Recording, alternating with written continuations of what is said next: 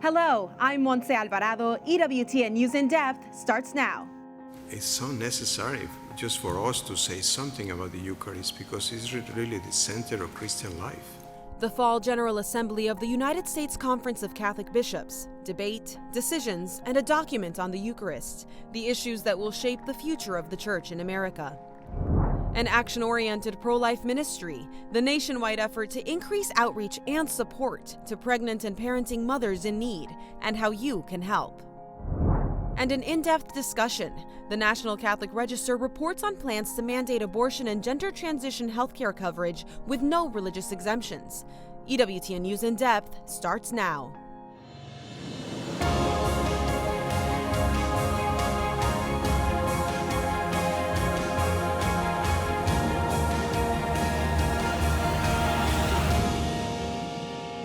Our response to the gift of the Eucharist, there we get into the importance of Thanksgiving, the importance of Mass attendance, the importance of living the Eucharist.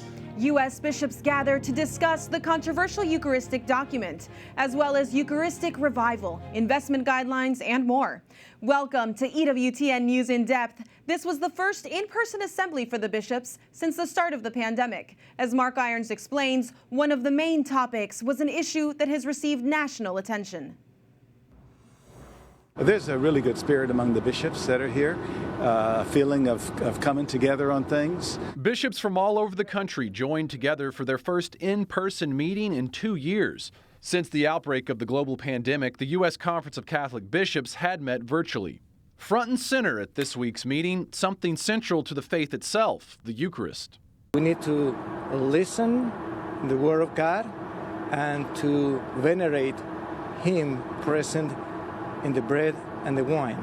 With overwhelming support, 95% of the bishops who gathered in Baltimore voted to approve a 30-page statement called The Mystery of the Eucharist in the Life of the Church.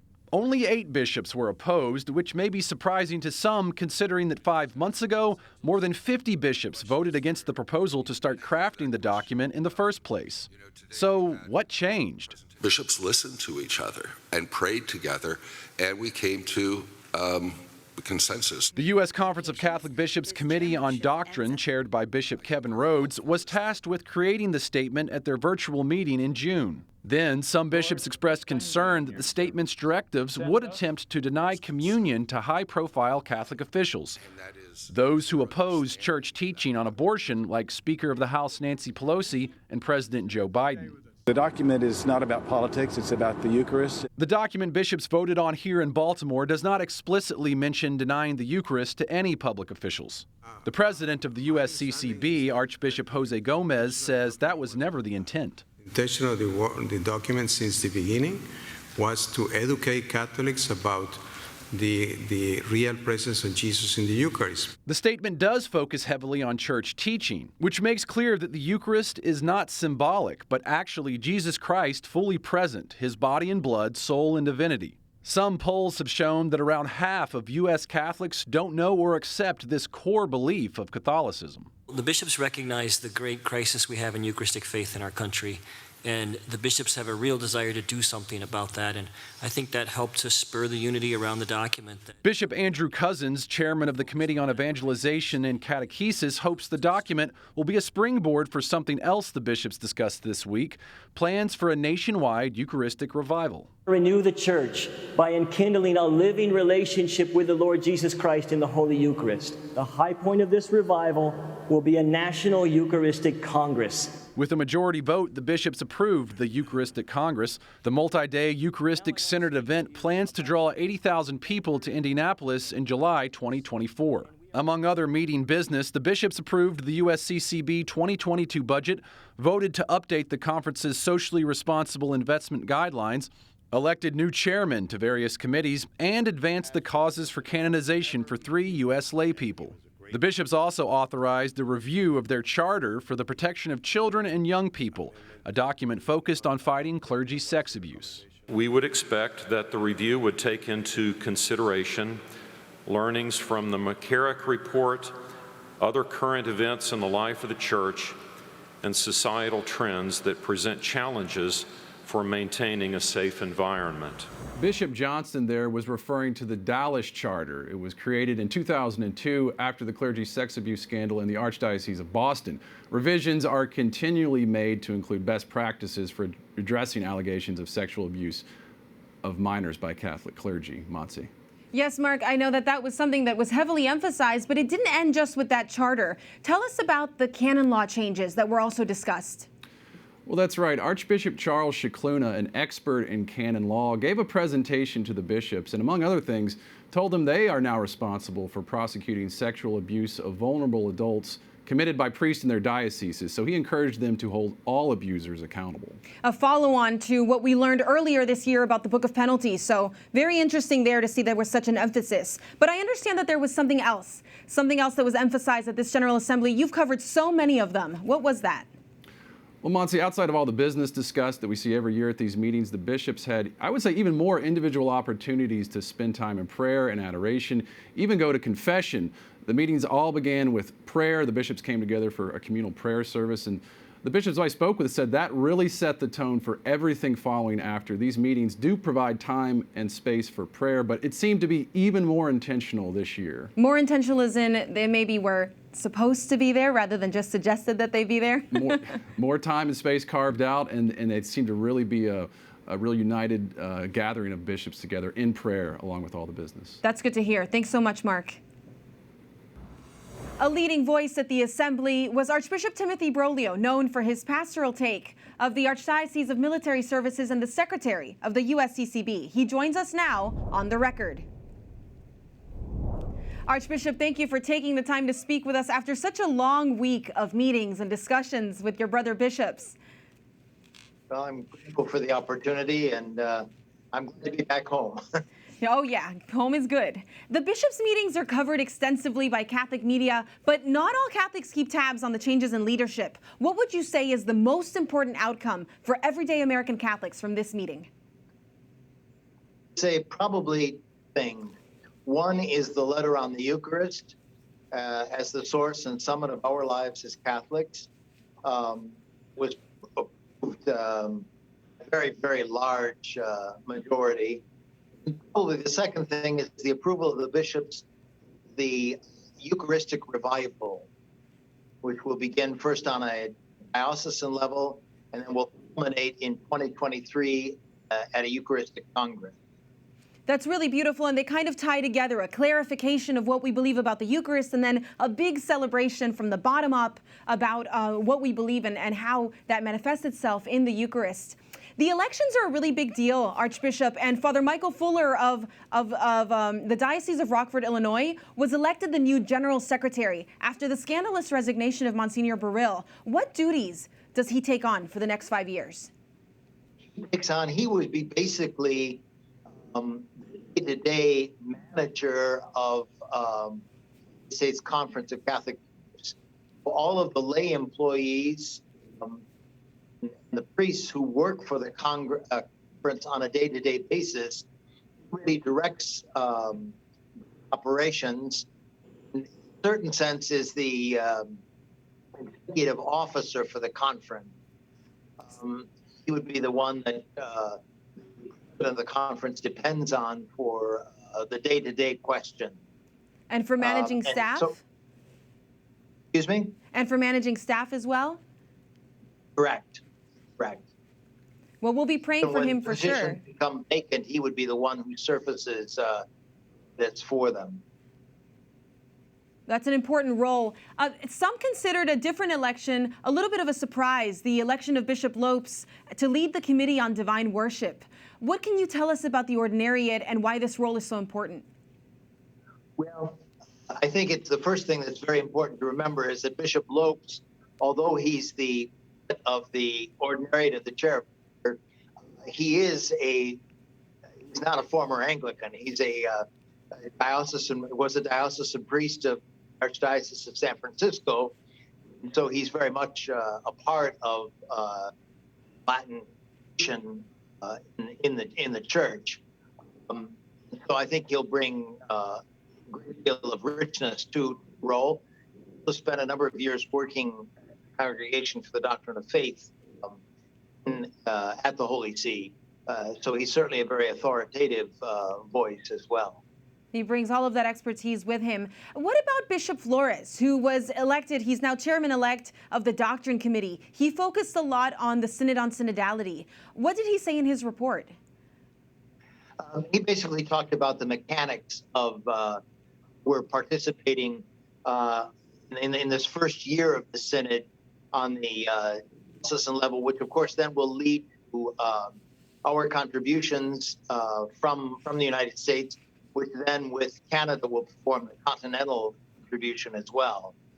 So he basically talked about the mechanisms and how that will be for us here in the United States. And of course, he's a relatively accomplished theologian himself. So he'll certainly bring all of those talents with him to the Doctrine Committee. I know that's an important committee for us as we walk into this really important moment to apply what we learned and what you voted on in this Eucharistic document. And with the Eucharistic revival, it featured so prominently. What was the motivation for it? Not to put you on the spot, but some people attributed that to President Biden's election and some of the statements made by pro-abortion candidates, and others to this recent poll that discovered that Americans don't believe in the real presence. What would you say the bishops believe is the true narrative? I would say that the primary concern for the Eucharistic revival was generated by the report about the high percentage of Catholics who don't understand what we teach or don't profess what we teach. And so there's a desire to, well, the meaning of the word revival, there's a desire to revive the faith that we share, so that people understand what it is that we believe as Catholics, and also hopefully to help them grow appreciation and a love of the Blessed Sacrament, and of course of the celebration of the Mass, which is really the most perfect prayer, and also the ultimate opportunity for us to communicate with Almighty God and to hear His voice. I would say that was the primary motivation in the Eucharistic revival. Will also be a new study. I hesitate to call it a survey, but a new study in terms of what Catholics really do believe. Well, that's a really important pastoral role that the bishops need to take up. How does this document then, it was criticized for not having enough fire, and by fire I don't mean that it was punitive in any way, but inspiring, to truly bring the faithful into a new appreciation of the Eucharist and fulfill that mission of providing clarity. Do you think it could have been more inspirational? Well, I personally much like the way it begins with that image, which I think for most of us remains in our memories of March 2020 with the Holy Father all by himself with the Blessed Sacrament in an empty Peter's Square. Lived in Rome for 19 years. I can count probably on one hand the number of times I've seen the square with no one in it. I think that was a very inspired way to begin this reflection. I suppose because it is a document of a doctrine, also teaches the ramifications of that doctrine, not really not meant to be something that going to spark a lot of attention. I hope it sparks devotion. I think the points that were made were very clear. Also, in terms of the reception of Holy Communion, what's involved there. So, could it have been more fishy, I suppose, but remember you have a document written by 100 men, many of whom are studious, so I suppose it tends to rest with the study. Well, I hope that we will apply it with great vigor and great enthusiasm for the Eucharist. And I know that that's something that Archbishop Christophe Pierre encouraged all of you to do as the Pope's representative in the U.S. Thank you so much, Archbishop. I really appreciate the clarity you bring to this. No, you're very welcome. You're very welcome.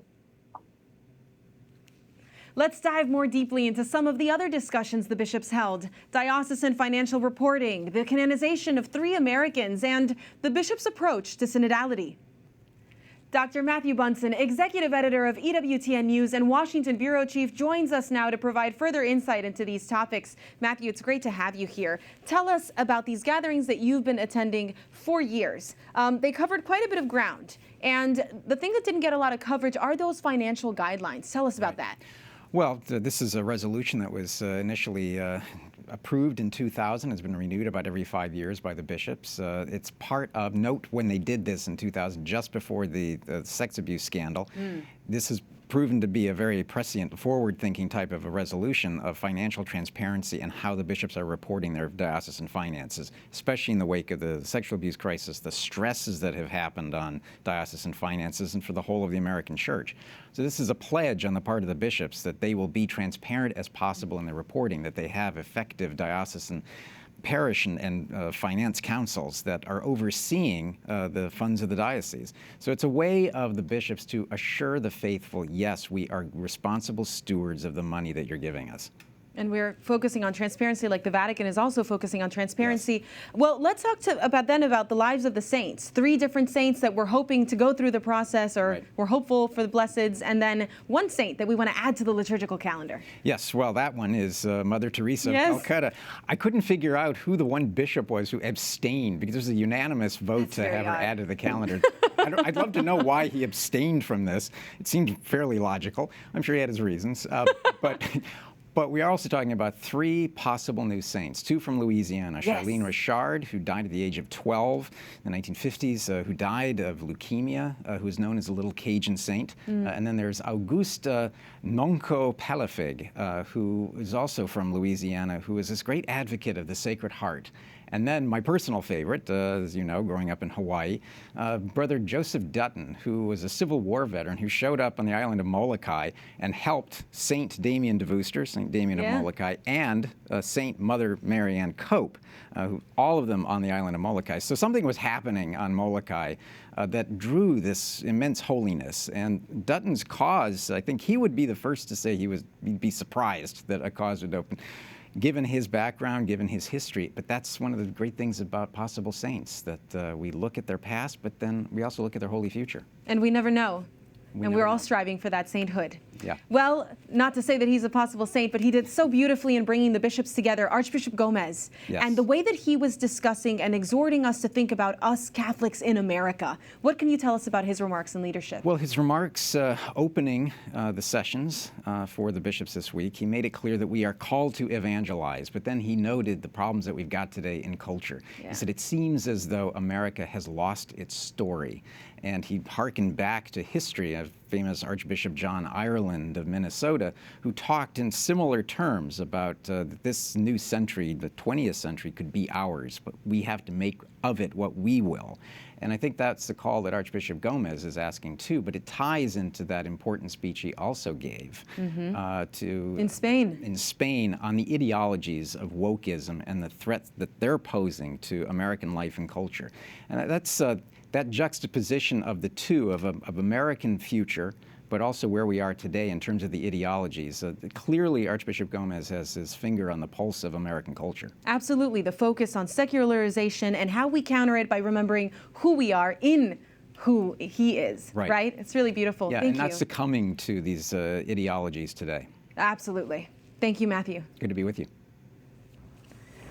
Still to come, treating COVID-19 at home. The push a major pharmaceutical company is making to tackle the pandemic and ease strain on hospitals. A turning point after intense clashes on the Belarus-Poland border between Polish soldiers and migrants. But first, a program aimed at building a culture of life ministry in parishes across the U.S. That's next.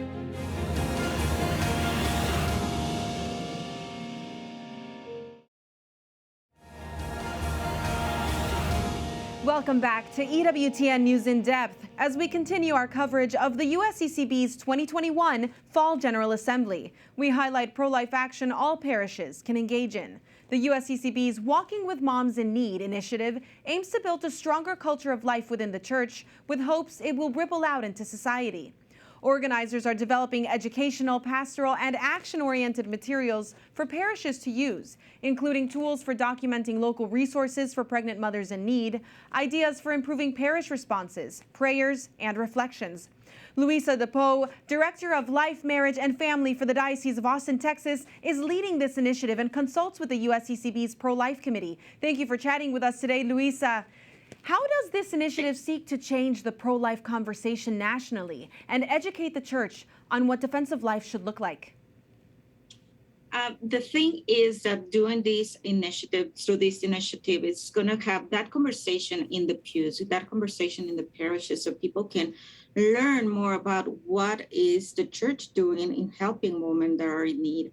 I think this initiative will bring together the people in the pews, understanding that there's a lot of help available, but not just abortion. So I think this is a great opportunity for parishes and communities to learn more what is in their areas, in their zip code areas, that are helping already women, and just to make this information available for the people. We know there's help available, just making sure we're connecting the dots for everyone. Well, Archbishop Naumann this week stressed the importance of the commitment to children for sure, but also to women. How does this initiative do that?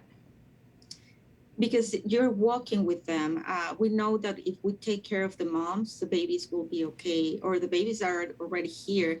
And there's a lot of need of mentorship. And when you are there to listen to them, to listen to their needs, to help them walk through their path, going back to church, that's what there's a lot of need in that area. And that's by walking with them, accompany them, not just in their needs, because we know that when a woman comes asking for help, it's not just the material help that they are asking, they also need some other kinds of help. So this initiative will help us to see what, in a very holistic way, how can we help moms in the different areas that they need, and especially walk with them spiritually. It's a very important pro-life conversation, and the USCCB meetings had a take on this that was important. They asked for the bipartisan divide to be replaced with pastoral unity. Are you seeing this change occur? I think that little by little, we are starting to listen, to hear how people are like more committed to help. You know, that people are more interested of being that missionary disciple. How can they help? And sometimes it's just by providing material things. And this is an opportunity for them to be like part of this mission, and that we're here together, that we are here to help each other, to build a church together. Like Pope Francis says, we are a church on mission all the time. What does that implementation then of this program and initiative look like at the diocesan level? Are you seeing some dioceses really take this charge, or are you seeing others that need some support?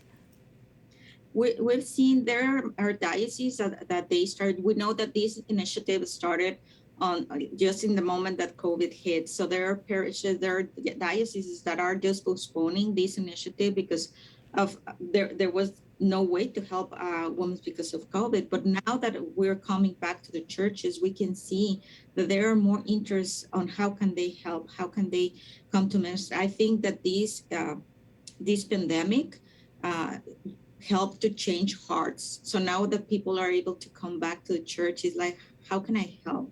And with all the things that we're listening right now, with the law, with the cases that are coming on to the Supreme Court, it's like, how can we help?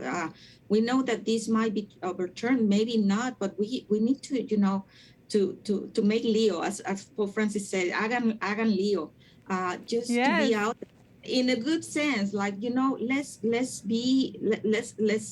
exercise our baptismal call to help others.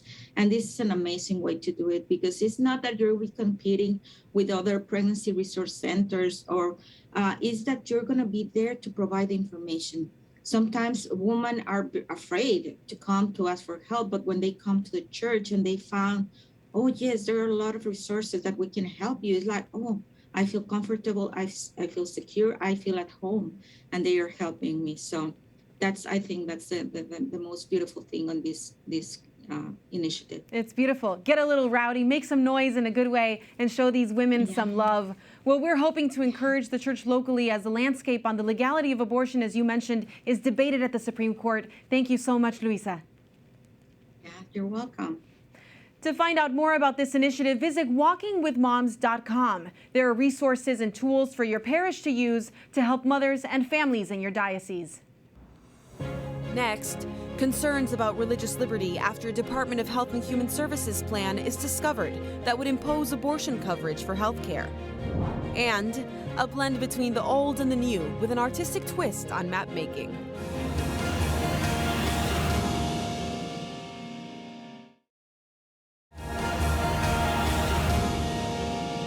Mandating abortion and gender transition healthcare coverage. The detailed report by our sister organization, the National Catholic Register, tops our week in review.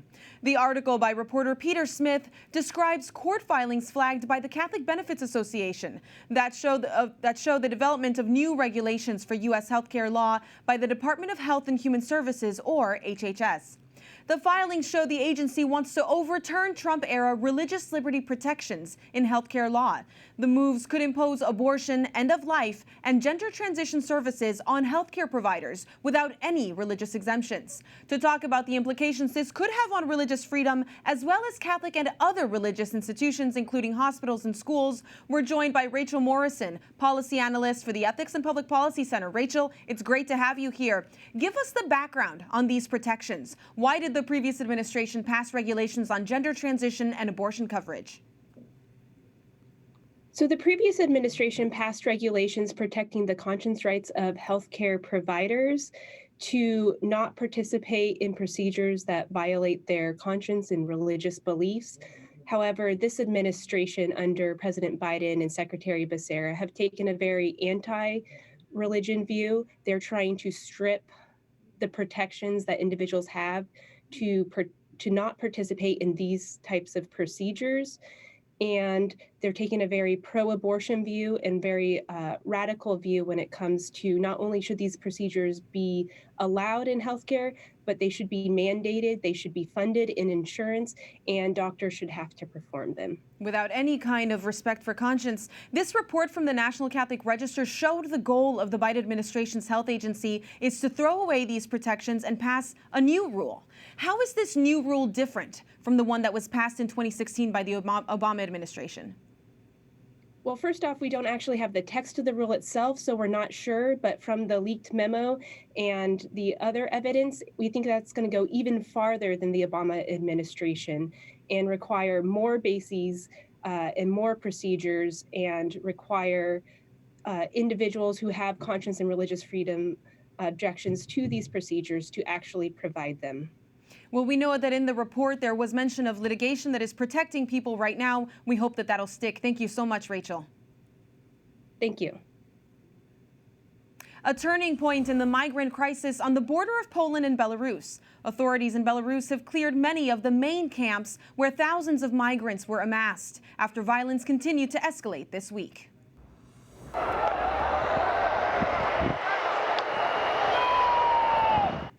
Polish border forces used water cannons and stun grenades to push back some migrants after they began throwing rocks at soldiers and charging the barricades. There were an estimated 3,000 to 4,000 migrants at the border, but only about 100 were believed to be involved in the violence. Many of the migrants come from the Middle East. Now I can't go back to Afghanistan, and I can't stay here because here's no one. I want to go Germany, our family. This man is one of the many migrants with the goal of heading to Germany for asylum. Now, some 1,000 migrants are being housed in the heated warehouses with mattresses and blankets after public outcry of the freezing conditions they were living in. The European Union is blaming Belarus's leaders for the crisis, saying they're using migrants as political pawns for retaliation for the bloc's economic sanctions. Austria announced a new national lockdown and a plan to mandate vaccinations as COVID infections hit a record high on Friday. The lockdown will start on Monday and last for 10 days, but could be extended. Starting February 1st, the country will make vaccinations mandatory. Austria initially had a lockdown only for the unvaccinated, and patrols were being stepped up to check vaccination cards. Of Austria's 8.9 million residents, just under 66% are vaccinated. The Archdiocese of New Orleans will pay more than $1 million in a settlement for alleged fraud in the wake of Hurricane Katrina. The 2005 storm devastated the area and killed some 1,800 people. The Department of Justice claims the Archdiocese knowingly signed certifications for funding from the Federal Emergency Management Agency that contained false damage descriptions and repair estimates from 2007 to 2013. Leaders at the Archdiocese declined to comment to our sister news site, the Catholic News Agency, but in the past have denied any wrongdoing. Bravo. President Joe Biden signed into law a $1.2 trillion infrastructure package on Monday. Money from the massive bipartisan legislation will go towards improvements, repairs, expansions, and upgrades on the nation's roads, bridges, and rails. There will also be funding for expanding broadband, improving the electric grid and water systems, and building more electric vehicle charging stations. The House Friday morning passed the roughly $2 trillion Build Back Better plan. That includes free preschool, affordable housing, and initiatives to fight climate change. The measure now goes to the Senate. These massive spending bills are raising questions on whether they could drive up inflation, although some economists say those fears are overblown and that the price hikes were exacerbated by the huge amounts of money the Fed pumped into the economy throughout the pandemic. Prices for clothing, food, and gas are the highest they've been in 30 years, and it's impacting consumers. Inflation has hit them extremely hard. They have to drive. Their mileage for driving to work is quite onerous on them. And the cost, they see it every day. Gas prices are the highest in the state of California. The state broke a new record this week for the highest average price per tank in the nation. According to the American Automobile Association, Californians were paying an average of $4.68 a gallon, but prices pushed $5 in some areas of California. Nationally, AAA data shows that on average, drivers are paying about $1.30 more per gallon than they did a year ago. Higher crude oil prices and a growing demand are being blamed for the skyrocketing prices. The Food and Drug Administration authorized boosters for Pfizer and Moderna vaccines on Friday. The agency expanded emergency use authorization to allow all adults 18 years and older. The Centers for Disease Control data shows more than 32 million Americans have already received a booster.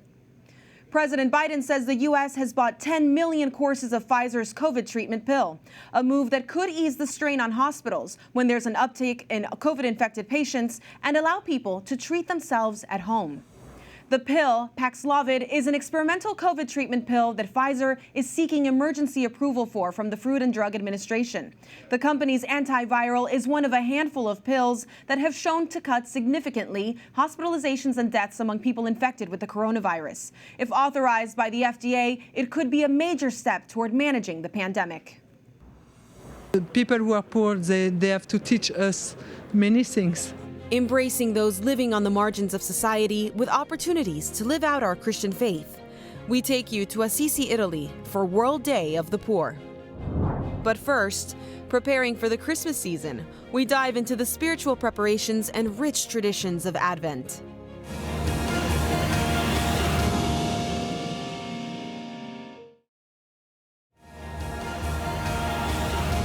Although it's not yet Thanksgiving, Christmas is quickly approaching. But before we celebrate the Nativity, we prepare during the season of Advent, the 4 Sundays before Christmas. How do we prepare to embrace Advent, and what does that mean? The Catholic Church has some rich traditions to keep our minds focused on the season. Father Patrick Briscoe, the editor-in-chief at Aletheia and host of the popular podcast Godsplaining, joins us now to take us through some of these traditions. Father Patrick, in addition to what you're doing with Godsplaining, where you're going through the readings for Advent, tell us a little bit about the history of the Advent season.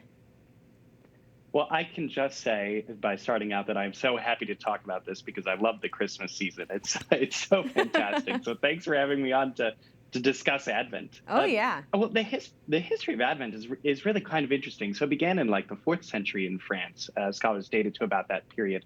And it was originally a kind of a time of preparation for people that were preparing for baptism. The Feast of the Epiphany was a great day. In the old calendar, it used to be alighted with the feast of the baptism of the Lord. Right. So originally, Advent was a kind of preparation for people that were preparing for baptism. And so for that reason, it had more of a feel of Lent to it. There was a kind of rigor, looking forward to the coming mysteries that were celebrated by the sacraments. And so now we have a very different perspective, and it's about the birth of Christ. What are these different big picture traditions? Many people put up Advent wreaths, and the church has its own color scheme. You get the homily every year of the priest telling you it's rose and not pink. That's right. Unless you're in a Dominican church, hopefully we come up with other creative things to say. Oh, that's right. Yeah. So some of the things that you've mentioned are really important, right? So the Advent wreath comes to us actually from a Lutheran practice in Germany. So that's still not necessarily even part of what the church worldwide does, but we do see it, and we see it Advent wreaths in our homes, especially here in the United States. The colors are very important. So that deep purple that you see in Advent, that very rich color, is the color of repentance, right? And it reminds us of the sober and somber character of the season, and tells us that we should be preparing not just our homes, not just our surroundings, right, but our souls. We should be looking inside in the Advent season. So when we see that purple, that violet color, we should be thinking of that. But as you mentioned, the church does break it up, right? We're not serious the whole Advent season, right? We have that one Sunday, that Rose Sunday, known in Advent as Gaudete Sunday, a Sunday of rejoicing, to kind of break that up and really get us ready for the coming festivities. Christmas and the Advent season, I think, are so different from Lent, principally because they have this note of hope. Advent is a season ultimately of light. We see that in the candles, right, of the Advent wreath, Yes. but in Christmas lights that we begin to put up in this season. And that really comes through both in the text of the liturgy, the colors, and in focusing on light, that it's really a rich season of hope. And you talked about some of these outward signs. What about the inward reflections? What should we be doing to prepare spiritually and internally for this season? Well, the rich tradition of Advent, as you know, is that it has two meanings, right? Advent means the coming of Christ. And St. Bernard of Clairvaux gives an extraordinary homily that has been handed down through the ages, that the church reads every year in the liturgy and in the Liturgy of the Hours. And St. Bernard talks about the three comings of Christ. That Christ came once as a child in Bethlehem, that the Lord Jesus is going to come again to judge the living and the dead. So this is the second principal meaning of Advent, right? That someday, all of us, actually, not some of us, someday all of us are going to have to answer for everything that we've done and failed to do. But the third coming of Christ is that Christ is coming into our hearts. And so the spirit of Advent then is to be ready each Christmas to receive Christ in my life, in the here and now, in a new and deeper way. And with the Eucharistic revival announced earlier this week, how can Advent be a time of renewal in the belief in the real presence of Christ in the Eucharist? One of the extraordinary things about Bethlehem is that it's known as the city of David, right? But it's also the city of bread. Oh, right. And when the Christ child is laid there between Mary and Joseph, where is he put? He's put in the manger, in the place for food, right? Which is an incredible thing. So the mystery of Bethlehem points to the mystery of Christ with us. We say that word Emmanuel, right? That's the name of our God. Our God is Emmanuel, the God who is with us, that we're not alone. So I love this idea of preparing to go once again to Bethlehem, to the place where God is with us, to the place where God becomes so intimate that he would be so humble and small so as to receive him as our food. So Advent is very much a time of preparation for receiving Christ in our hearts, but especially through the Eucharist. We can see these beautiful themes present there for the very beginning when the Lord was born. Oh, come, Emmanuel. Thank you so much, Father Patrick. We'll stick to those words and listen to you and Godsplaining for more hints on how to stay close to Christ this Advent. If you want to share this discussion with your friends, check out our social media channels. Follow us on Facebook, Twitter, and Instagram. Like, comment, and share so your family and friends can be prepared for Advent too. It's time to give a voice back to the poor. The Holy Father's message for Catholics on the World Day of the Poor. Plus, maps to guide you across forests, oceans, and even your imagination. The unique Vatican exhibit featuring the art of cartography.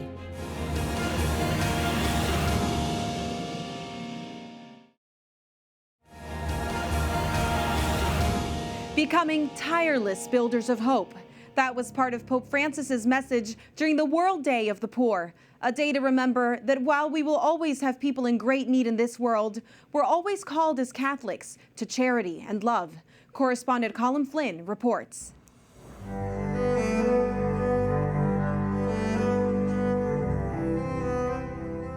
In the 13th century, St. Francis walked these very streets in Assisi.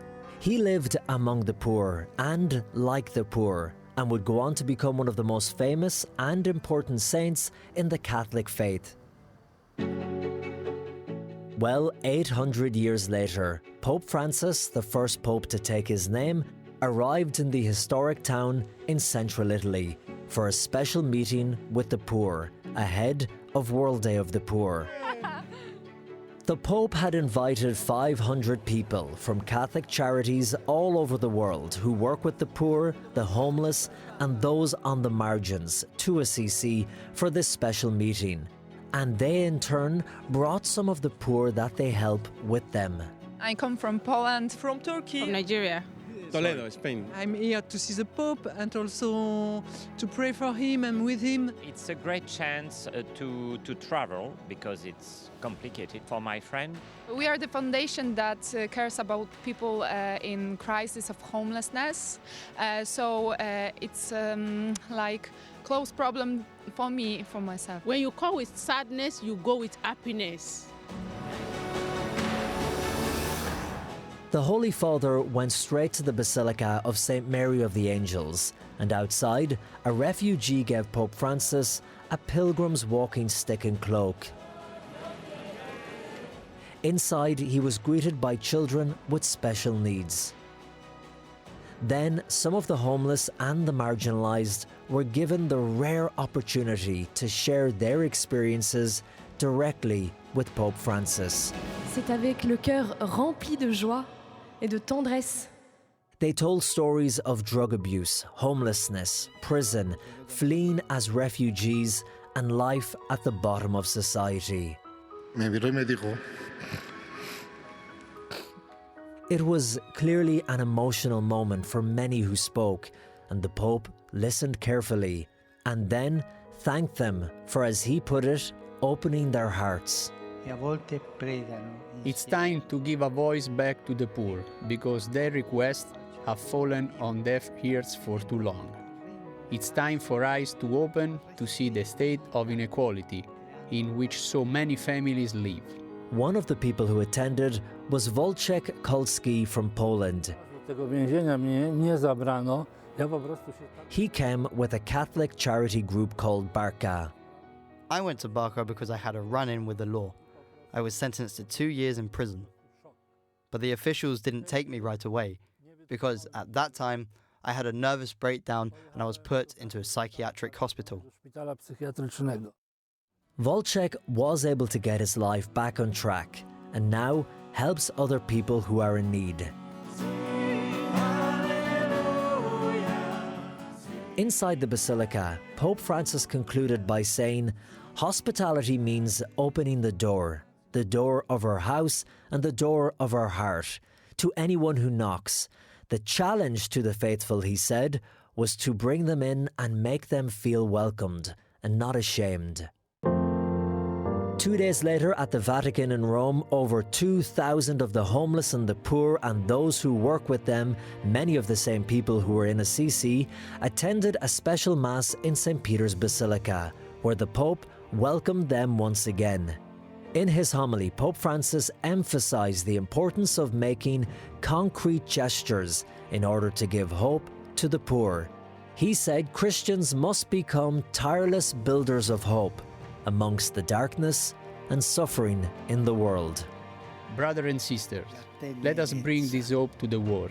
Let us bring it with tenderness to the poor, without judging them, for we will be judged. Because there, with them, with the poor is Jesus, because there, in them, is Jesus, who awaits us. In Assisi and Rome. Colin Flynn, EWTN News in Depth. Pope Francis established the World Day of the Poor in 2016. It's celebrated each year on the 33rd Sunday of Ordinary Time. Turning now to a unique moment at the Vatican, the opening of the Vatican Apostolic Library to the public for a special exhibit on ancient and contemporary cartography. Pope Francis inaugurated the new permanent exhibition area and urged the Church to bear witness to the importance of beauty and culture, which he says is rooted in goodness and truth. The exhibit takes its inspiration from Pope Francis's encyclical Fratelli Tutti, reflecting themes of environmental sustainability, socioeconomic order, and fraternity. The exhibit bridges the gap between old and new, with travel cartography to allegorical, theological, and sentimental maps. We give you a glimpse of the exhibit in our Images of the Week.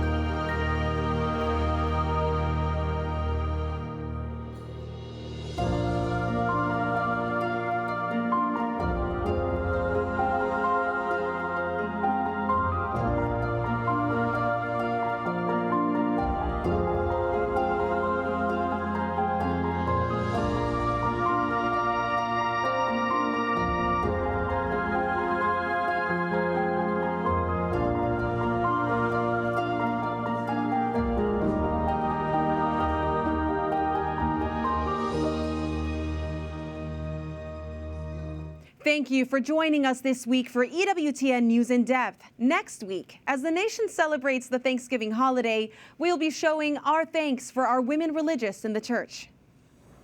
By my vocation as the little sister of the poor, I've given my life to the Church and to the elderly. Each of us says to them, I will always be with you, but then we hope that our presence will be a reminder to them that God is always with them.